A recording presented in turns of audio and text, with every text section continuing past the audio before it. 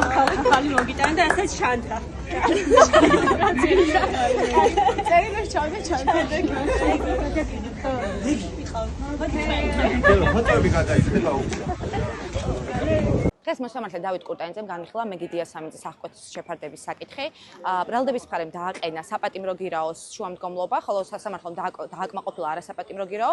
ჩვენი პოზიცია არის ურყევი, მაშინაც ახლაც ასე ვფიქრობთ, რომ საერთოდ არ უნდა გამოყენებულიყო არც ერთი აღკვეთის ღონისძიების სახე და საერთოდ მივიჩნევთ, რომ ეს დანაშაული არ უნდა მიემართებოდეს მეგიდია სამიძეს, იმიტომ რომ არ აკმაყოფილებს თავისთავად ცალკე ეს ქმედება დანაშაულს და განსაკუთრებით მეგიდია სამიძის პირობებში, რადგან მასალებით არ იკვეთება და არ იდენტიფიცირდება მეგიდია სამიძის მიერ ჩადენილი რაიმე ტიპის დანაშაული.